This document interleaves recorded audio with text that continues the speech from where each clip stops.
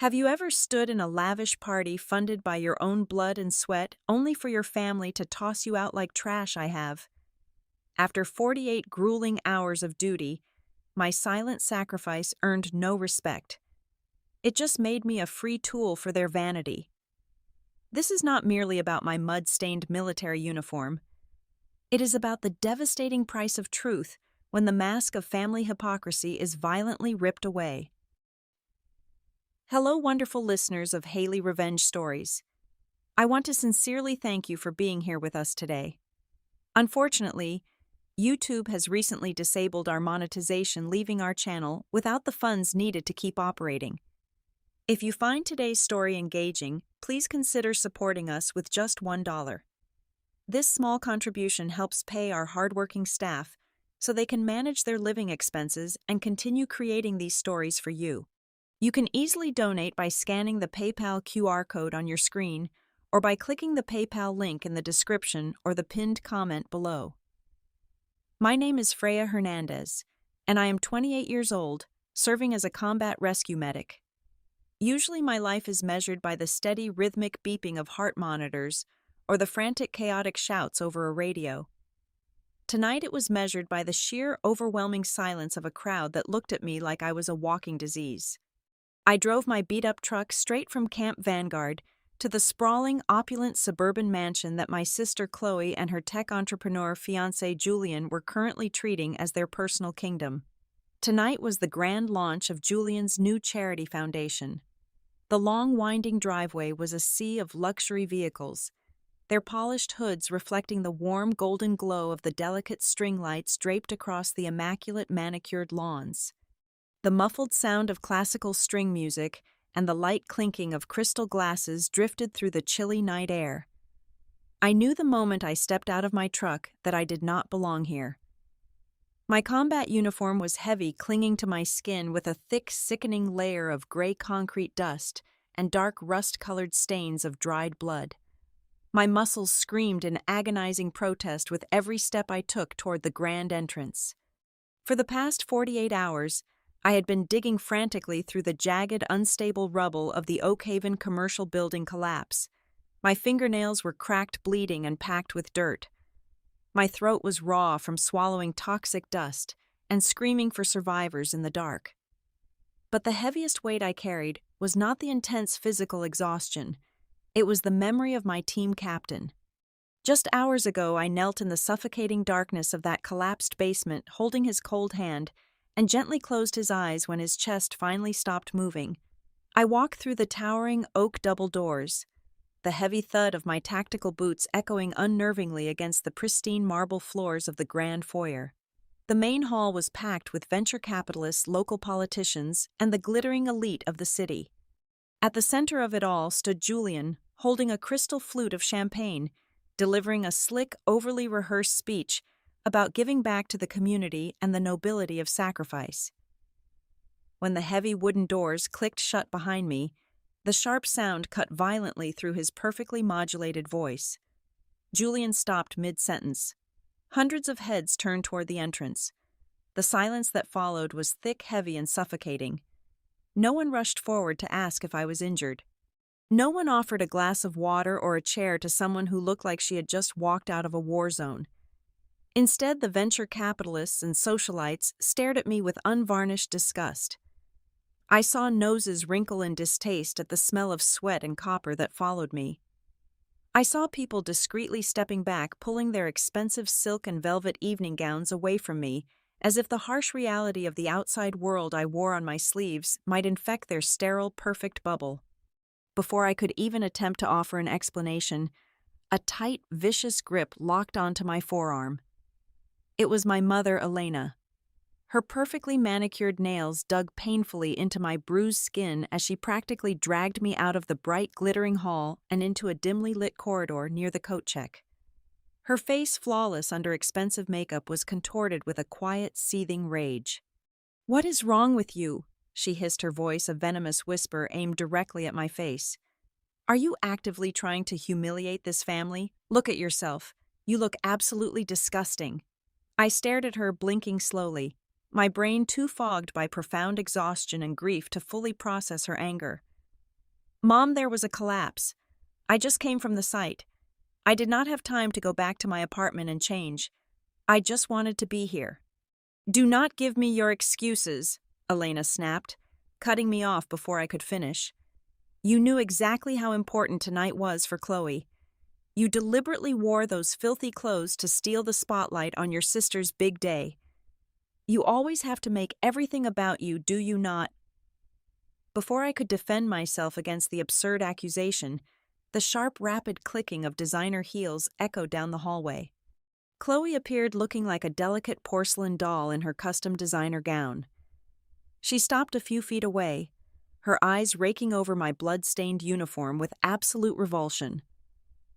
There was no concern in her gaze, no frantic question about whether the blood soaking the shoulder of my shirt was mine. I cannot believe you, Freya, Chloe said, her voice dripping with pure disdain. Julian is out there trying to secure millions for a noble cause, and you drag your military toxicity into our home just to ruin my happiness. You are unbelievably selfish. Julian followed closely behind her, sliding his arm possessively around Chloe's waist. He looked at me from head to toe with a cold, mocking smirk that made my stomach churn with nausea. You know, Julian said, his tone laced with toxic sarcasm that echoed loudly in the quiet hallway, not everyone in a uniform is a hero. Some are just people who really enjoy playing the victim for attention. A wave of profound, numbing cold washed over me. I looked at the three of them, these people who shared my blood, or were about to join my family. They stood united against me, a solid wall of grotesque vanity and misplaced superiority, completely blind to the brutal reality of the world that kept them safe. Elena pointed a trembling finger toward the service exit at the far end of the hall, her voice rising in a harsh final command. Get out. Do not show your face here until you figure out how to respect your sister and this family. I did not argue. I did not scream, and I certainly did not cry. I was simply too empty. I reached into the breast pocket of my tactical vest, my stiff fingers brushing against the folded paper I had carried all week. I pulled out the check. I had written a check that drained nearly every single cent of my hazard pay intended to help my mother pay off her crippling bank debt. I looked at the piece of paper for a fleeting second, then let it slip from my fingers. It fluttered quietly to the expensive carpet, landing right at the tip of Julian's polished Italian leather shoes. Without uttering another word, I turned my back on the glittering hall, walked out into the freezing night, and left them to their perfect hollow world. The rain came down in relentless heavy sheets, drumming violently against the thin metal roof of my rusted truck. I pulled off the main highway and parked under the decaying, flickering canopy of an abandoned gas station. The moment I shifted the gear into park, the massive wave of adrenaline that had kept me standing and functioning for the past 2 days completely evaporated. I dropped my head against the cracked, worn leather of the steering wheel, and for the first time since my father passed away a decade ago, I wept. It was not a delicate, quiet, or graceful cry. It was ugly, guttural sobbing that tore at my raw throat and rattled my exhausted ribcage. I had sacrificed my entire youth, my 20s, to carry the crushing, suffocating weight of this family, only to be cast out into the cold like a diseased stray dog. The harsh, glaring light of my phone screen pierced the dark cabin. It buzzed with the frantic, angry rhythm of incoming text messages. Chloe. The notifications piled up one after another, each more venomous and cruel than the last. You are a complete narcissist. You always ruin everything for everyone else. You are a walking disaster for this family. I stared at the glowing words, feeling the deep, aching exhaustion settle permanently into my bones. She had absolutely no idea. None of them did. The sheer audacity of her entitlement made my stomach churn with a sickening mix of grief and rage. They honestly thought I wore my uniform as some twisted, calculated fashion statement, just to grab attention away from her precious fiancé. They did not know the real heartbreaking reason I could not stop at my apartment to change clothes. Closing my eyes to escape the glaring texts, my mind was instantly and violently yanked back to the suffocating darkness of the Oakhaven commercial building collapse. The piercing, deafening wail of emergency sirens echoed loudly in my skull all over again.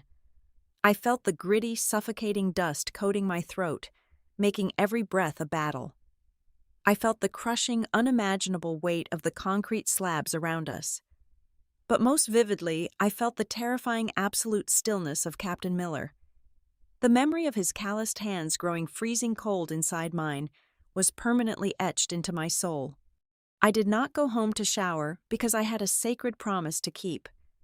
Before I even drove toward Julian's glittering, hypocritical mansion, I had to drive out to a quiet suburban neighborhood to knock on a door that would destroy a life. I had to place Captain Miller's scratched metal dog tags into the shaking pale hands of his pregnant wife. The rust-colored blood staining my shoulder belonged to a dead hero. The gray dust caked onto my boots was the dust of his grave, and my family in their infinite vanity called it a desperate plea for attention. My hands trembled uncontrollably as I swiped away Chloe's hateful messages and opened my secure mobile banking application. The screen loaded slowly, illuminating my face with the stark, pathetic reality of my financial life. The combined balance across my checking and savings accounts read a depressing $42.15. I swiped over to the mortgage portal. There it was, standing as a monument to my own foolish loyalty. The sprawling, opulent estate where my mother was currently sipping expensive vintage champagne and cursing my name was fully funded by my blood. For the past 4 years, I had quietly and consistently paid every single cent of that massive monthly mortgage. When my mother cried that the bank was going to foreclose and they would lose the house, I stepped up. I took every high-risk deployment available. I volunteered for the most dangerous search and rescue operations, the ones no one else wanted to touch, just to secure every possible penny of hazard pay. I hoarded that money just to keep a luxurious roof over her head. I had practically sold my own life to buy their comfort, leaving myself completely hollow broken and entirely broke. A sharp burning pain flared intensely in my right shoulder, yanking me back to the cold, damp reality of my truck cabin. The jagged piece of exposed rebar that had grazed me during the rescue operation had ripped right through my makeshift bandage. Fresh, warm blood was slowly soaking into the thick, dark fabric of my tactical shirt. I reached over into the glove compartment, pulled out my battered emergency medical kit, and clumsily unbuttoned my stiff collar. My fingers were slick with cold rain and warm blood as I cleaned the angry red gash. Every sharp sting of the chemical antiseptic wipe felt like a punishing reminder of my own blind stupidity. I had let them bleed me dry both physically and financially. I grabbed my phone once more. Chloe's messages were still flooding and demanding apologies she would never receive. I pressed her contact name with a steady finger. I scrolled down and tapped the block button. I did the exact same thing for my mother. I deleted their contact information entirely from my device, wiping away their access to me in an instant. The phone finally went completely dark and beautifully silent. As I wrapped a fresh, tight medical bandage over my shoulder, I looked at my reflection in the rearview mirror. The woman staring back at me was battered, bruised, and covered in grime, but her eyes were cold and clear for the first time in 10 long years. I turned the key, letting the deep roar of the engine drown out the sound of the pouring rain. I shifted the truck into drive and headed back toward the military base. As the abandoned gas station faded into the darkness of the rearview mirror, I made a silent, unbreakable vow. I would never be their human shield again. They wanted to live in a fantasy world funded by my blood. Now they could figure out how to survive without it. 14 days passed in total, absolute silence. I did not call. I did not text. I simply ceased to exist in their world, burying myself deeply in the rigid, demanding routine of base life. I would only learn much later how my sudden, unapologetic absence acted like a slow poison, quietly eating away at the flawless, pastel-colored illusion of Chloe's life. Without me there to absorb their toxic complaints and act as their designated emotional punching bag, the heavy atmosphere in that massive house began to suffocate her. The unraveling of her perfect reality started on a seemingly ordinary morning. Chloe was sitting in her sunlit breakfast nook when she absent-mindedly picked up a sleek silver tablet from the marble counter, assuming it was her own. When the bright screen illuminated, she realized it belonged to Julian. He had carelessly left it unlocked. A hidden encrypted folder application was sitting open on the screen, glaringly out of place among his usual stock market charts. The folder was boldly titled, Veterans Relief Initiative Disbursements. Driven by a sudden, inexplicable knot of anxiety tightening in her stomach, Chloe tapped the folder. Dozens of digital documents instantly flooded the display. They were high-level grant approvals, fund allocation forms, and relief project summaries. She randomly opened one of the files, her eyes anxiously scanning the dense legal jargon until she reached the very bottom of the page. Her breath caught violently in her throat. There, glaring back at her in crisp black ink, was my signature. She frantically opened another document, then another, and then 10 more. It was the exact same on every single page. Julian had perfectly forged my handwriting. Worse than that, he had documented my full legal name, my exact military rank, and my highly sensitive service identification number. He was using my active duty status and my specialized combat medical credentials to falsely authenticate phantom charity projects. He was proudly parading my stolen military identity in front of his wealthy, unsuspecting investors to build absolute trust and siphon massive amounts of donation money directly into his own private offshore accounts. A cold sweat broke out across Chloe's neck. Her hands trembled violently as she dropped the heavy tablet onto the table. The man she was preparing to marry was not just an arrogant, wealthy opportunist. He was actively committing severe federal fraud. Paranoia fully taking over her mind, Chloe ran upstairs to her home office. She booted up her desktop computer and aggressively bypassed the weak security password on Elena's shared family cloud drive. She desperately needed to see the truth about the family's finances. For the past 4 years, Julian had loudly and proudly paraded himself as the generous savior who had rescued our mother from a devastating bankruptcy. He constantly reminded everyone how his tech money kept the grand mansion afloat. But as Chloe pulled up the master transaction history for the estate mortgage, the ugly, undeniable truth slapped her across the face. She traced the origins of every single massive wire transfer that had saved the house from foreclosure. Not a single penny came from Julian's accounts. Every single deposit matched the exact dates of my military paydays. The hazard pay I bled for in combat zones was the only thing keeping a luxury roof over her head. Sick to her stomach, her vision blurring with rising panic and heavy guilt, Chloe grabbed her car keys and drove recklessly toward Camp Vanguard. She needed to see me. She needed to look me in the eyes and demand an explanation for the terrifying nightmare she had just uncovered. When she arrived at the heavily fortified main gate, she practically jumped out of her running car, demanding that the heavily armed military police let her through immediately. The guards firmly and coldly denied her entry, instructing her to turn her vehicle around. As she stood there arguing frantically with the guards, an older, stern-faced sergeant walking toward the checkpoint overheard the loud commotion. He recognized my last name immediately. The sergeant walked up to the heavy iron fence, looking at my sister with a heavy mixture of quiet pity and stern, unyielding respect. "You are Hernandez's sister," he asked, his deep, commanding voice cutting right through her hysterical demands. Chloe nodded, frantically, hot tears of frustration stinging her eyes. The sergeant did not let her inside the perimeter. Instead, he told her everything she had been too dangerously blind to see. He described the Oak Haven commercial building collapse in brutal, unfiltered detail. He told her how I had spent 48 agonizing hours buried in unstable, crushing concrete debris. He explained how I had nearly bled to death from a severed piece of exposed rebar slicing entirely open my right shoulder. He told her how I had adamantly refused to leave the dangerous collapse zone, staying behind in the suffocating darkness to recover the crushed body of our fallen captain, so his pregnant wife could have a tiny sliver of closure. He made absolutely sure Chloe understood that all of this immense suffering and sacrifice happened on the exact same day she had thrown her lavish, glittering party. Chloe stood completely frozen by the intimidating razor wire fence of the military installation. The sergeant turned and walked away without another word, leaving her utterly alone in the chilling wind.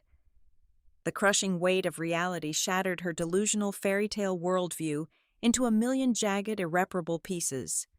The sister she had cruelly mocked, humiliated and banished into the freezing night, was a bruised, utterly exhausted hero who had quietly bought the very ground her family walked on. And the charming, handsome, wealthy man she slept next to every single night was nothing more than a parasitic professional fraud who was actively stealing her sister's identity to build a criminal empire. She stumbled blindly back to her car, her legs trembling so violently she could barely stand upright. The perfect, shiny life she thought she had was entirely built on a rotten foundation of stolen valor, forged federal documents, and my silent, bleeding sacrifice. The drive back to the sprawling suburban estate was a terrifying blur of hyperventilation and blinding rage. Chloe did not bother pulling her luxury car neatly into the massive circular driveway. She slammed the brakes, leaving the vehicle parked at a sharp, aggressive angle across the cobblestones, and stormed through the heavy mahogany front doors. Her hands were clutching a thick, heavy stack of printed documents she had frantically compiled at a local print shop.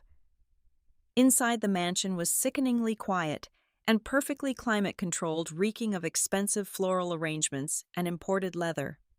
Julian was sitting comfortably on the pristine white living room sofa, his legs casually crossed, swirling a glass of amber whiskey while watching a financial news network on the massive wall-mounted television.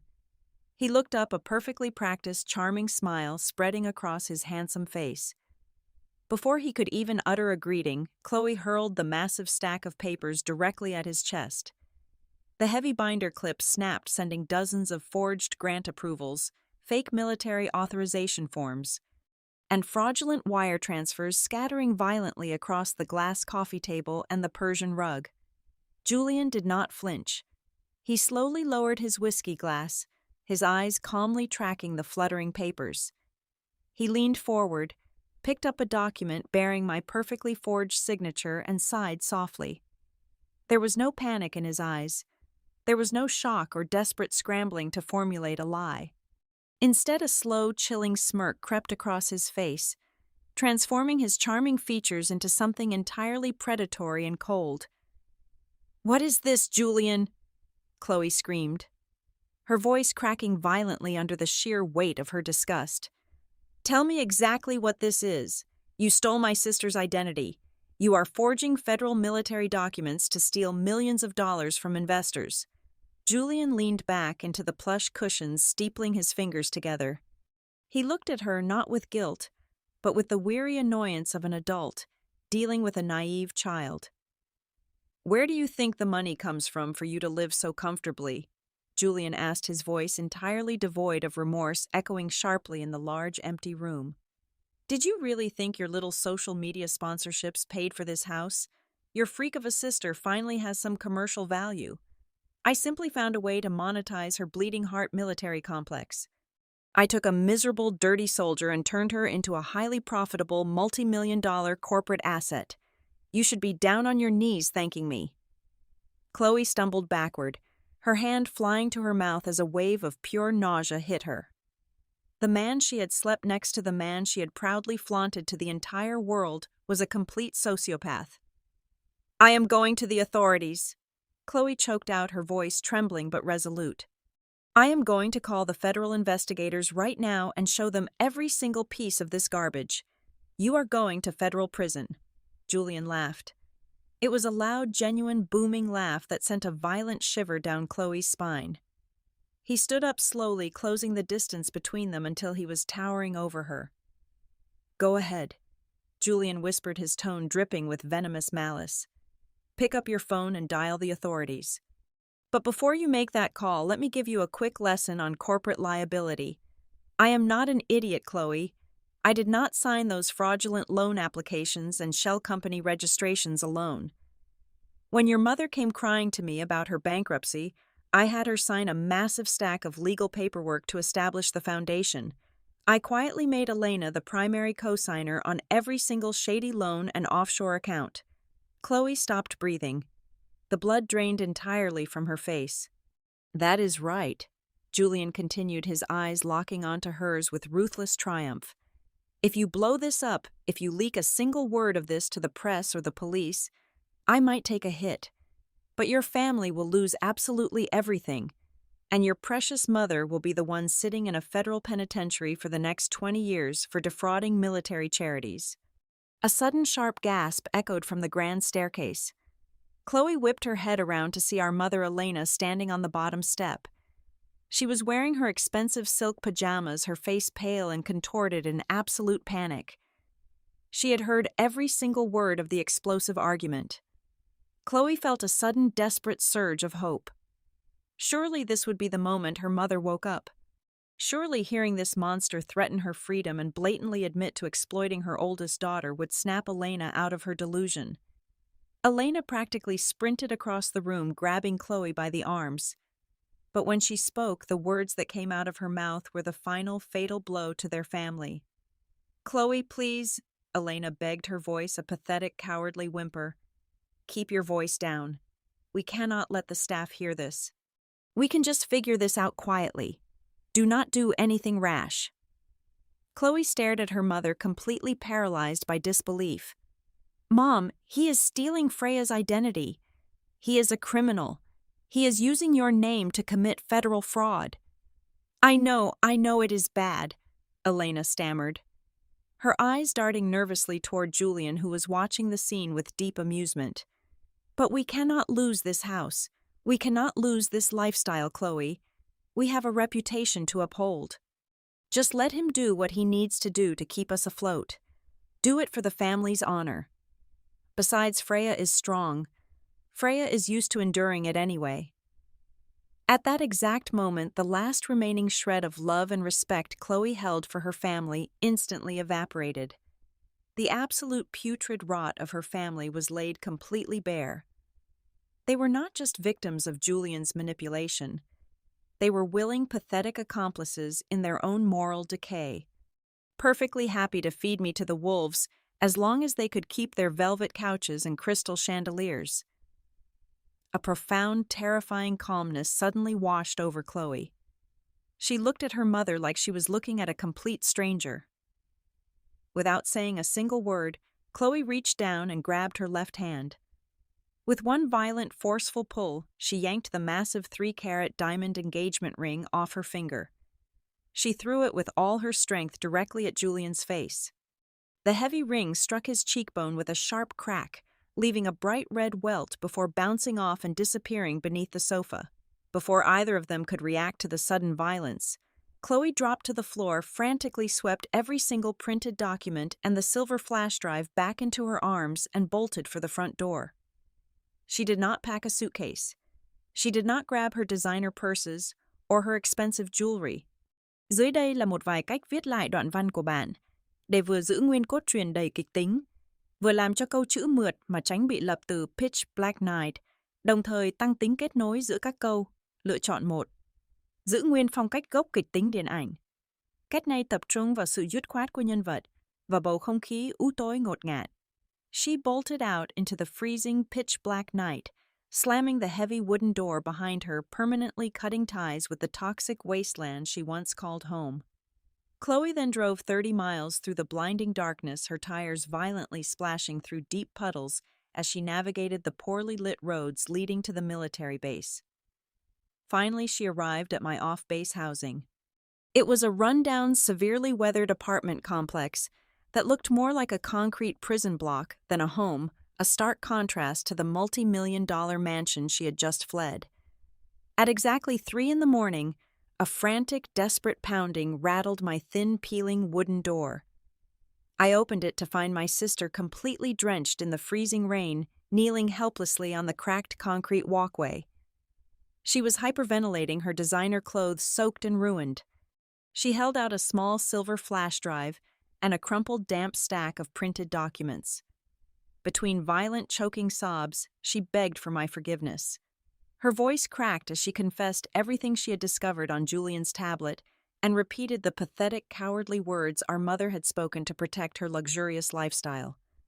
In a typical cinematic drama, this would be the precise moment the emotional background music swells. The deeply betrayed sibling would fall to her knees, wrap her arms around the repentant sister, and cry warm tears of absolute absolution, instantly healing decades of trauma. I did absolutely none of those things. The profound betrayal I experienced had completely burned away whatever fragile sentimental affection I had left for my blood relatives. I looked down at her shivering, pathetic frame with the dead, emotionally severed eyes of a combat medic who had seen too many unsalvageable casualties. I felt nothing but a terrifying hollow quiet. I did not offer her a warm towel. I did not invite her inside out of the storm. I simply reached out, took the silver flash drive from her violently trembling hands, and told her to go find a cheap motel before she caught severe pneumonia.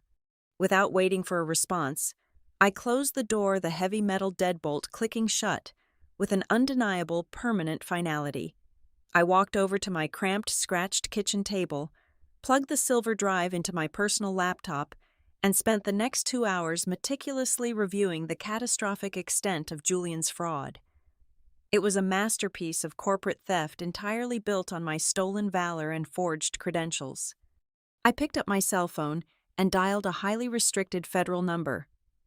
Marcus picked up on the second ring despite it being 4 in the morning. He was a senior internal affairs investigator for the Department of Defense.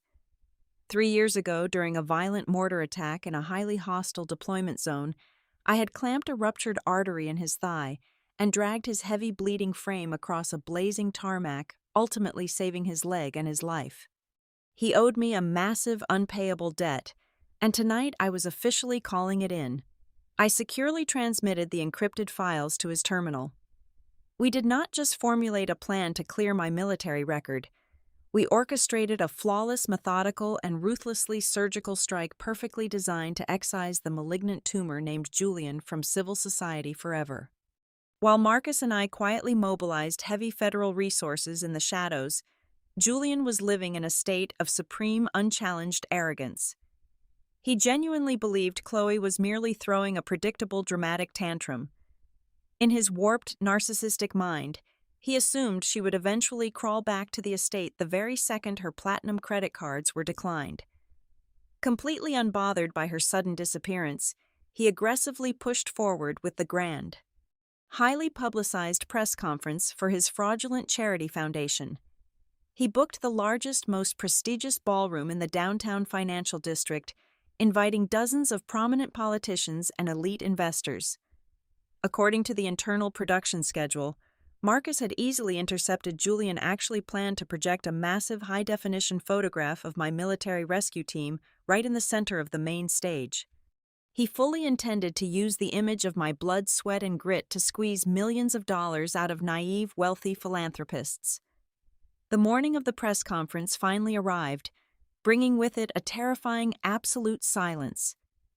It was the exact type of heavy, suffocating calm that always precedes a devastating artillery strike. I opened the bottom drawer of my rusted metal desk and pulled out a thick, sealed legal envelope. Inside was my last will and testament, a legally binding document I had drafted exactly 5 years ago, leaving every single financial asset and my massive $500,000 military life insurance policy entirely to my mother and sister. I carried the crisp, heavy paper to the small metal sink in my bathroom, struck a match, and held the bright flame to the bottom corner. I stood there in complete silence, coldly watching the fire consume my toxic past until absolutely nothing remained but fragile gray ash washing down the porcelain drain. I walked into my bedroom and deliberately bypassed my clean military uniforms.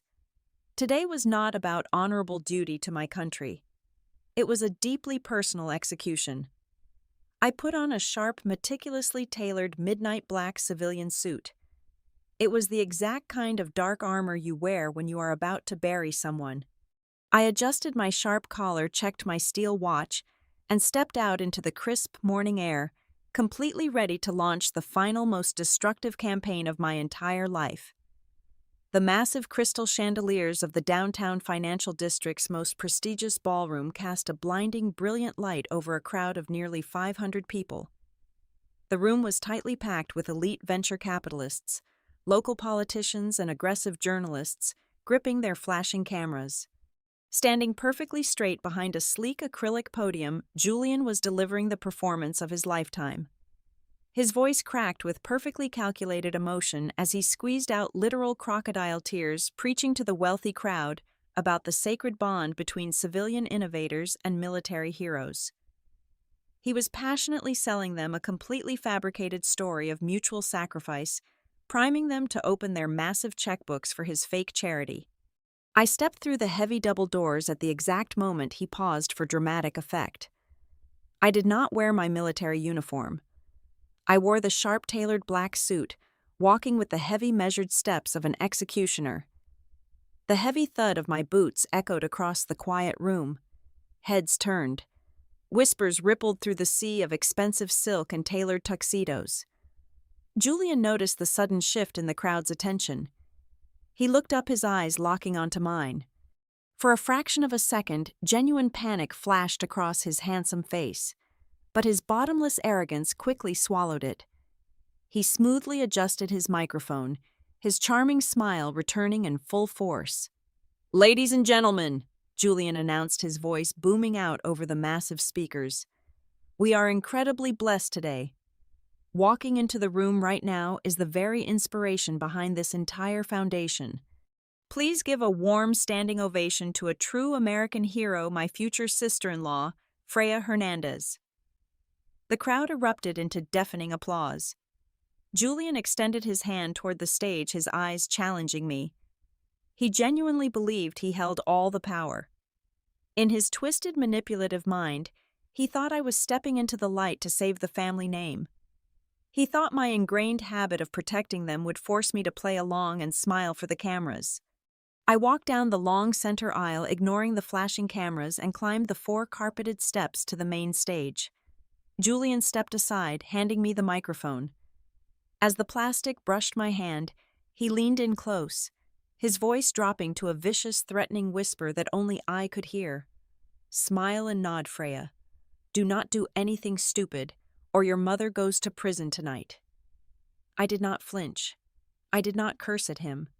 I simply offered him a slow, incredibly cold smile that made the confident sneer completely vanish from his face. I stepped up to the podium, looking out over the sea of expectant, wealthy faces. "Julian is absolutely right about one thing," I said, my voice echoing sharply across the silent ballroom. "This foundation is entirely built on my name. But today, I want to show all of you exactly how your generous donations are being utilized." I did not say another word. I simply looked toward the back of the room, right at the elevated audiovisual booth, and gave a sharp, deliberate nod. Marcus, wearing a black technician shirt and a headset, pressed a single heavy button on his control board. The massive, high-definition promotional video playing on the screen behind Julian instantly cut out. The grand, swelling instrumental music died immediately. The screen flashed bright white before displaying a massive, undeniable mountain of federal evidence. The entire crowd gasped in unison. Projected at 30 feet tall were Julian's private offshore bank statements, highlighting millions of dollars in stolen funds. Right next to them were the high-level military grant approvals showing my stolen identification number and the painfully obvious forged signatures. But the final, most devastating slide was a high-resolution screenshot of his text messages proudly detailing exactly how he had manipulated my mother into being the sole legal guarantor for his fraudulent loans.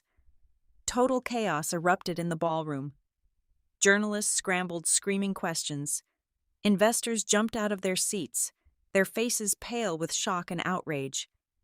Julian lunged forward, desperately clawing at the podium to snatch the microphone from my hand. "Cut the screen. Turn it off right now," Julian screamed, his perfectly crafted public mask entirely shattered, revealing the pathetic cornered rat underneath. Before he could even take another step toward me, the main doors of the ballroom violently burst open. A tactical squad of heavily armed military police, flanked by agents from the Federal Bureau of Investigation wearing dark blue windbreakers, swarmed into the room.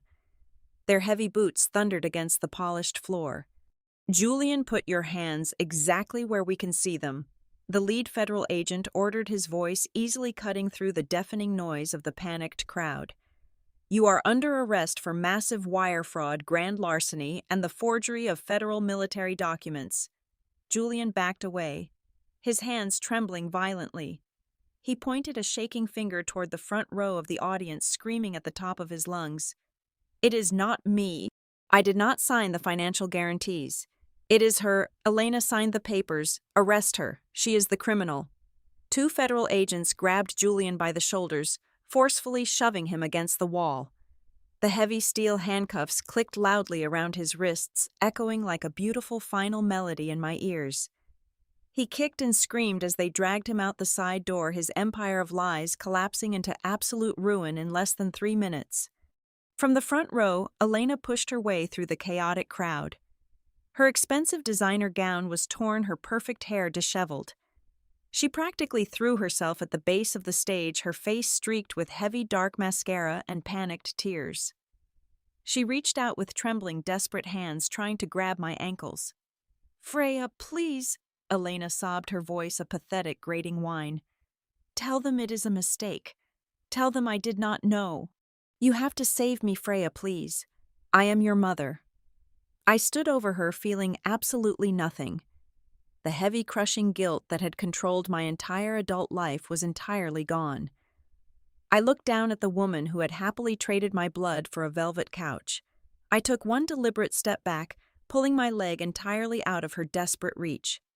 "Keep your pride, mother," I said, my voice as cold and hard as the concrete I used to pull bodies from. "I am no longer your daughter."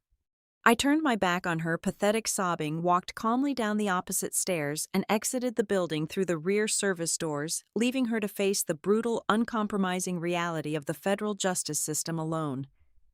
Exactly 30 days later, the air was crisp and smelling of roasted coffee. I sat in a small, completely unknown diner on the dusty outskirts of the city. There were no crystal chandeliers here, only flickering fluorescent lights and cracked vinyl booths. The door chimed and Chloe walked in. She was wearing a faded green apron over a plain white t-shirt, smelling strongly of commercial dish soap and cheap espresso. She had just finished a 9-hour shift working as a cashier to pay the rent for her tiny studio apartment. The massive mansion was completely gone, seized by federal authorities. Elena was currently sitting in a holding cell awaiting a massive, unwinnable trial. Chloe slid into the booth across from me. She looked exhausted, her hands rough and unmanicured, completely stripped of her fake luxury. But for the very first time in her life, she looked like a real functioning adult. I was dressed in a dark tactical jacket, a heavy duffel bag resting on the seat next to me. I was transferring out, taking a completely new posting in a state over 2,000 miles away. There were no dramatic tears. There were no heavy weeping apologies or warm forgiving hugs. We had inflicted way too much damage on each other for a perfect cinematic ending. We simply sat in silence for a moment, acknowledging the massive smoldering crater where our family used to be. Chloe picked up her cheap paper coffee cup. I picked up mine. We reached across the scarred table and gently clinked the cardboard rims together. It was a completely imperfect, fractured ending, but it was the incredibly necessary foundation of a brand new boundary. "Have a safe drive, Freya," Chloe said quietly. "Take care of yourself, Chloe," I replied. I stood up, slung my heavy bag over my shoulder, and walked out into the bright afternoon sun. I unlocked my rusted truck, threw my bag into the passenger seat, and started the rumbling engine. As I pulled out onto the long, open highway, I let out a deep, shaking sigh of absolute relief. For the first time in 28 years, the heavy, suffocating chain was broken. I was finally living completely for myself. Thank you so much to everyone tuning in today to listen to my story. I would absolutely love to know where you are all listening from, so please drop your city or country in the comments below. As you know, our channel is currently facing some tough times without YouTube monetization. If you felt moved by my story today and want to help our amazing team keep bringing you these powerful experiences, please consider supporting us with just $1. You can easily do this by scanning the PayPal QR code currently on your screen or by using the PayPal link down in the description or the pinned comment. That $1 goes directly to paying the incredible staff here, helping them feed their families and continue creating this content for you. Thank you again. Stay strong and always protect your own peace.